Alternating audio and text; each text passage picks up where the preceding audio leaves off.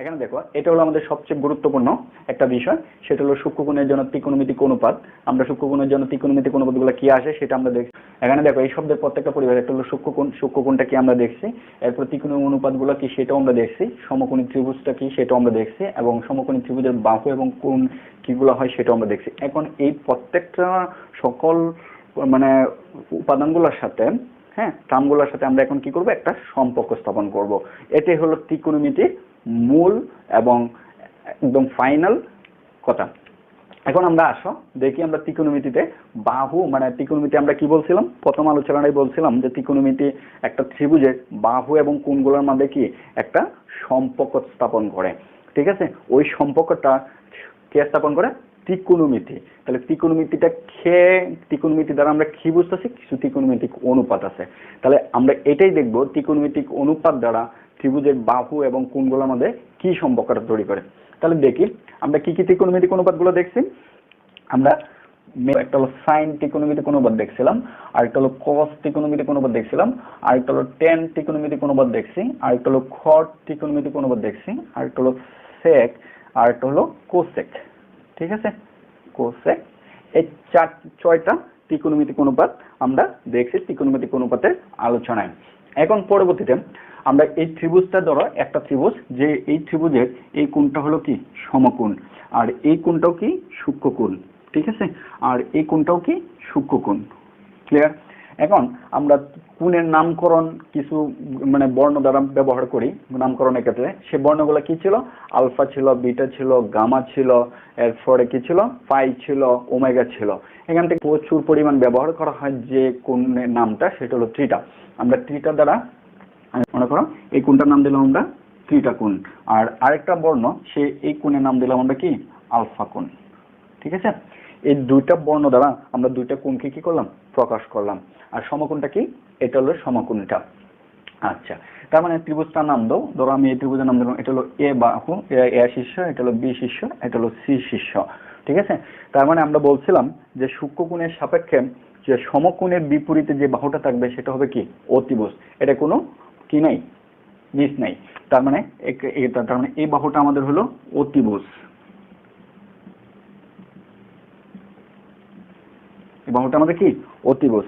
এখন পরে বলছিলাম যে সূক্ষ্মকোণের বিপরীতে যে বাহুটা হবে সেটা লম্ব। এখন কথা হচ্ছে তুমি এখানে কোন সূক্ষ্মকোণটা নিয়ে কাজ করবা। তাহলে ধরো আমরা যে কোনো একটা সূক্ষ্মকোণ নিয়ে তোমাকে কাজ করতে হবে। তার মানে আমি থিটা সূক্ষ্মকোণ নিয়ে কাজ করব। আমি অনুপাতগুলো কি নিয়ে প্রকাশ করব, থিটা সূক্ষ্মকোণ নিয়ে প্রকাশ করব। তার মানে আমাদের এই কোণটা প্রয়োজন নাই। ঠিক আছে, এই কোণটা প্রয়োজন নাই। আমি দেখাবো এই কোণটার সাপেক্ষে হলে কি হয়, মানে কি কথা, ভিন্নতা কিছু নাই। তার মানে আমরা থিটা কোণ, তার মানে এই সূক্ষ্মকোণটা নিয়ে কাজ করতেছি। এখন একটা মাঝখানে একটা কথা বলি, সেটা হলো দেখো এই যে অনুপাতগুলো লিখছি ত্রিকোণমিতিক, ঠিক আছে, এগুলো ত্রিকোণমিতিক অনুপাত। কিন্তু ত্রিকোণমিতি কথাটাই কি, ত্রিকোণমিতি আসছে কোথা থেকে, ত্রিকোণমিতি কিন্তু আসছে কিন্তু জ্যামিতি থেকে। ঠিক আছে, তাহলে ত্রিকোণমিতিক কাজ কি, ত্রিকোণমিতিক কাজটাই হলো একটা জ্যামিতির কোণ এবং বাহুর মধ্যে সম্পর্ক স্থাপন করা। ঠিক আছে, দেখো এখন এই অনুপাতগুলোতে একটা মানে জ্যামিতির বা একটা ত্রিভুজের বাহু এবং কোণ এখানে কিছুই নাই। ঠিক আছে, খালি জাস্ট কিছু একটা ধরো একটা সাইন ইংরেজি শব্দ, কস একটা ইংরেজি শব্দ, টেন একটা ইংরেজি শব্দ, কট একটা ইংরেজি শব্দ, সেক কোসেক দুটা ইংরেজি শব্দ। তার মানে এগুলার কোনো ভিত্তি নাই, মনে থাকবে। তার মানে এগুলোর ভিত্তিটা মানে এগুলোর ভ্যালুটা কখন আসবে, এই অবশ্যই একটা ত্রিভুজের কোনো কিছু তার সাথে কি থাকতে হবে, রিলেটেড থাকতে হবে। এখন কি রিলেটেড থাকতে হবে, অবশ্যই তার সাথে একটা কোণ বসতে হবে, মনে থাকবে। আর এই কোণটা অবশ্যই কি হইতে হবে, সূক্ষ্মকোণ হইতে হবে, মনে থাকে যেন। তাহলে ত্রিকোণমিতি এই নামের পরে একটা কি থাকবে, কোণ থাকবে। ধরো আমি ত্রিকোণমিতি এই ঠিক নামের পরে আমি কি কোণ নিয়ে কাজ করব, থিটা কোণ নিয়ে কাজ করব। তার মানে দেখো আমি এই কোণটা এখানে থিটা দিয়ে দিলাম। ঠিক আছে, এখানে একটা থিটা হবে, এখানে একটা থিটা হবে, এখানেও কি থিটা হবে, এটাও কি থিটা। ঠিক আছে, এখন এখন কিন্তু যে সাইন থিটা আমরা এটা পড়বো হলো সাইন থিটা। যদি এখানে আলফা বসাইতাম তাহলে সাইন আলফা হইতো, কস গামা বসাইলে কস গামা বলতাম, আর মানে আলাদা আলাদা নামে বলা হয় আর কি এটাকে। তাহলে যদি আমি এখানে ওমেগা বসাইতাম সাইন ওমেগা বলতাম। তার মানে তুমি এখানে যে বর্ণ বসাবা সেই বর্ণের নাম বলবা, প্লাস সাইনের নাম বলবা, আর কিছু না। তার মানে দেখো এখানে আমরা থিটা বসাই, তার মানে এটাকে পড়বো হলো sine theta, cos theta, tan theta, cot theta, sec theta এবং কোসেক থিটা, এভাবে পড়বো। এখন দেখো এগুলার কি আসছে, একটা ভ্যালু আসবে। ঠিক আছে, আর যদি আমি কোণ না বসাই তাহলে এই কোণটা কি হবে না, এগুলোর নামের কোনো ভিত্তি নাই, মনে থাকে যেন। দেখো পরে কি, সাইনের পরে থিটা, কসের পরে থিটা আমরা বসালাম, বসানোর পরে এখানে একটা কথা মনে রাখবা, মাথায় রাখবা, এখানে যে কোণটা বসবে মানে এই নামগুলোর পরে, এই ঠিক এই নাম 6টা নামের পরে যে কোণটা বসবে বা 6টা অনুপাতের পরে যে কোণটাকে বসবে সেটা অবশ্যই কি হইতে হবে, সূক্ষ্মকোণ হইতে হবে, অবশ্যই অবশ্যই সূক্ষ্মকোণ হইতে হবে, তখনই তুমি একটা ভ্যালু পাবা। আর এখানে যদি স্থূলকোণও আসে তখন আমরা এটা বড় হয়ে দেখব, বা হায়ার ম্যাথে আমাদের এটা আলোচনা আছে যে যদি এটা আমাকে স্থূলকোণও আসে তারপর এটাকে আমাদের সূক্ষ্মকোণে কি করতে হবে, পরিবর্তন করতে হবে, তা না হলে এগুলোর কি এক্স্যাক্টলি ভ্যালুটা আমরা কি করবো না, পাবো না। তার মানে আমরা এগুলো থিটাটা কি হবে, অবশ্যই সূক্ষ্মকোণ হবে। যেরকম দেখো থিটাটা কি একটা ত্রিভুজের সূক্ষ্মকোণ, কথাটা ভালোভাবে মাথায় রাখবা। আচ্ছা, sign theta, cos theta, tan theta এবং কট থিটা এবং সেক থিটা, কোসেক থিটা আছে।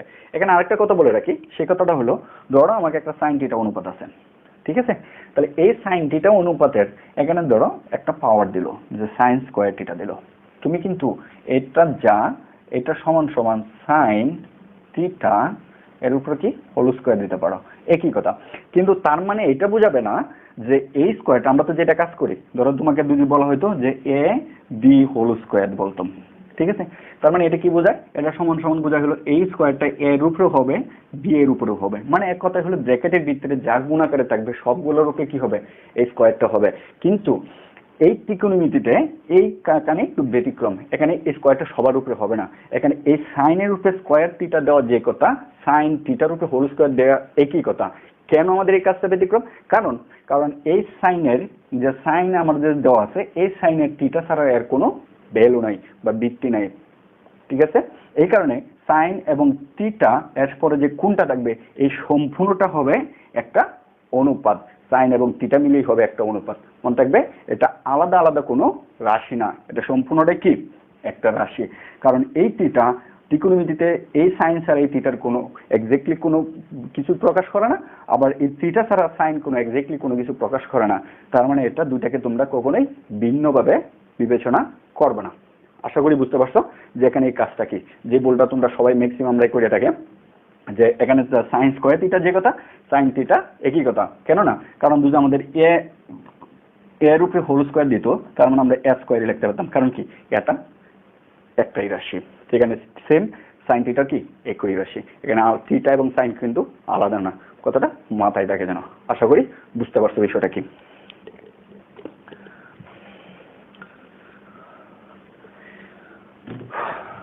তার মানে আমরা কি নিলাম, ত্রিকোণমিতিক অনুপাত নিলাম, তার সাথে একটা সূক্ষ্মকোণ নিলাম। এখন এই দেখো আমাদের কোণ নেওয়া হয়ে গেছে, ত্রিভুজের কোণ নেওয়া হয়ে গেছে, আর একটা তো সমকোণ, আর আমাদের ত্রিকোণমিতিক অনুপাতটা অবশ্যই একটা সমকোণী ত্রিভুজের ক্ষেত্রে আলোচনা হয়, আর সমকোণের এখানে কোনো আর কাজ নাই। তার মানে আমরা কি বলছিলাম, কোণ এবং বাহু এবং কোণের মধ্যে সম্পর্ক আর কি ত্রিকোণমিতিক অনুপাত। তার মানে আমরা ত্রিকোণমিতিক অনুপাত নিয়ে নিয়েছি সাইন, তার সাথে একটা কোণ নিয়ে নিয়েছি। সাইন থিটা ইকুয়াল টু, তুমি যেটা পাবা যে sine theta is equal to যেটা হবে সেটা হলো তোমার লম্ব বাই অতিভুজ। সাইন থিটা অনুপাতটা ত্রিভুজের কি কি বাহু প্রকাশ করে, অনুপাত প্রকাশ করে, এখানে অনুপাত প্রকাশ করে কিন্তু, হ্যাঁ, বাহুর দৈর্ঘ্যের অনুপাত প্রকাশ করে, কারণ এটা হলো ত্রিকোণমিতিক অনুপাত। আর এই পাশে যে অনুপাতটা প্রকাশ করবে সেটা হবে কি, বাহুর, ত্রিভুজের বাহুর অনুপাত, তাদের অনুপাত কি হয়, সমান হয়। তাহলে সাইন থিটার জন্য তুমি যে অনুপাতটা মানটা পাবা, আর এখানে বাহু দুইটার এরম দুইটা বাহুর অনুপাত নিবা, যে মানটা হবে সেটা কি হবে, একই হবে। এটা হলো মূল কথা, ঠিক আছে। সাইন থিটা সমান কি আসতেছে, সাইন থিটা সমান তোমার যে অনুপাতটা প্রকাশ করতেছে সেটা হলো লম্ব বাই কত, অতিভুজ।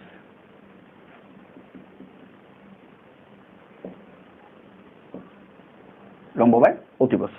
এখন দেখো সাইন থিটা অনুপাতটা এটা, এখন কথা হচ্ছে একটা ত্রিভুজের একটা সূক্ষ্মকোণ নিবা, সূক্ষ্মকোণের সাইন অনুপাত যে মানটা আসবে, ঠিক আছে, ওই ত্রিভুজের লম্বকে অতিভুজ দ্বারা ভাগ করলে যে মানটা আসবে ওটা কি হবে, সমান হবে। এটা দ্বারাই তোমাকে এটা বোঝানো হচ্ছে। যেরকম এক্সাম্পল তোমাকে ধরলাম যে আমি একটা ত্রিভুজের সূক্ষ্মকোণ নিচ্ছি, এটা ধরলাম এই কোণের পরিমাণটা কত, 30 ডিগ্রি, আমি ধরে নিচ্ছি এই কোণের পরিমাণটা 30 ডিগ্রি, ঠিক আছে। তার মানে এই কোণের সাপেক্ষে 30 ডিগ্রি কি সূক্ষ্মকোণ, এই সূক্ষ্মকোণের সাপেক্ষে আমি কি করছি, সাইন অনুপাত প্রকাশ করছি। প্রকাশ করার পরে এই সূক্ষ্মকোণের বিপরীতে কি বাহুটা আছে, 3। তার মানে আমরা বলছিলাম সূক্ষ্মকোণের বিপরীতে যে বাহুটা হয় এটা লম্ব, তার লম্ব জায়গায় কত হবে, 3। আর অতিভুজ কি সমকোণের বিপরীত বাহু 6, ঠিক আছে। তার মানে দেখো এই সাইন 30 ডিগ্রি মান হলো তোমার হাফ, ঠিক আছে, sin 30 ডিগ্রি মান হাফ, আর এই 3 দিয়ে 6 এর কাটলো কি আসে, হাফ আসে। তাহলে মূল কথা হচ্ছে যে এখানে তোমাকে এটাই প্রকাশ করা হচ্ছে, এখানে এই থিটা কোণের সাপেক্ষে এই অনুপাতটার যে মান আসবে, এই বাহুর অনুপাতটা নিলে এমন দুইটা বাহুর অনুপাত তোমাকে নিতে হবে যে দুইটা বাহুর অনুপাত কি আসবে, সমান আসবে। এটাই হলো ত্রিকোণমিতিতে কোণ এবং ত্রিকোণমিতিক অনুপাত এবং বাহুর মধ্যে একটা সম্পর্ক স্থাপন করে। এটাই হচ্ছে ত্রিকোণমিতিক অনুপাত এবং কোণ বাহুর মধ্যে কি সম্পর্কটা। আশা করি বুঝতে পারছো।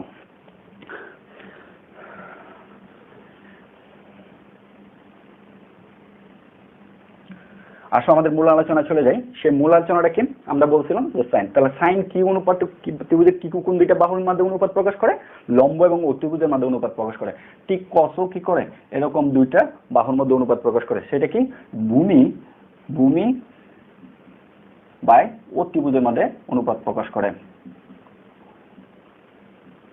ভূমি এবং অতিভুজ এই দুই বাহুর মধ্যে কি করে, একটা অনুপাত প্রকাশ করে। তাহলে tan থিটা আমাদের কোন দুইটা বাহুর অনুপাত প্রকাশ করে, tan থিটা লম্ব বাই অতিভুজ,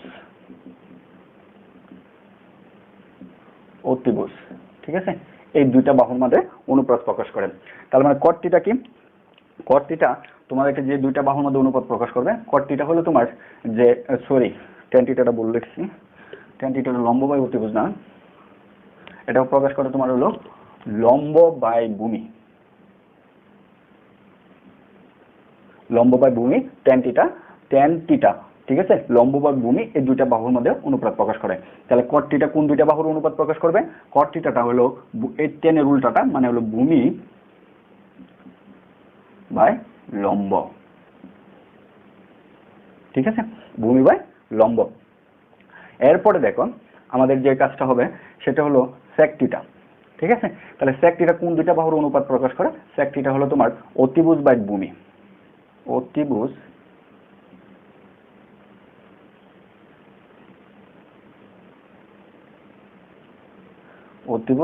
বাই ভূমি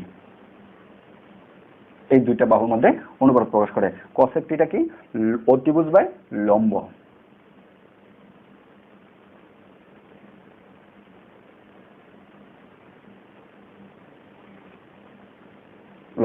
এই দুইটা বাহুর মধ্যে অনুপাত প্রকাশ করে।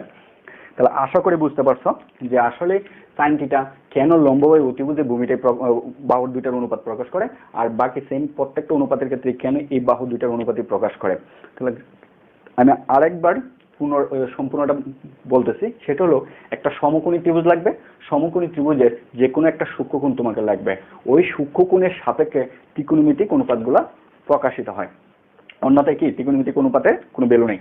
তার মানে এই থিটা কোণের সাপেক্ষে, মনে করে এই থিটা কোণের সাপেক্ষে, ঠিক আছে, তাহলে এই থিটা কোণের সাপেক্ষে একটা কোণ নিলাম থিটা, যেটা হবে সাইনের পরেই বা অনুপাতগুলোর পরেই বসবে। তাহলে সাইন থিটা মিলে সম্পূর্ণ কি হবে, একটা ত্রিকোণমিতিক অনুপাত প্রকাশ করবে। মেইন কথা যেটা, ত্রিকোণমিতিক অনুপাত সাইন থিটা, কোণ এবং কি ত্রিকোণমিতিক অনুপাতের যে নামটা সাইন, ওইটা মিলে একটা ত্রিকোণমিতিক অনুপাত প্রকাশ করবে।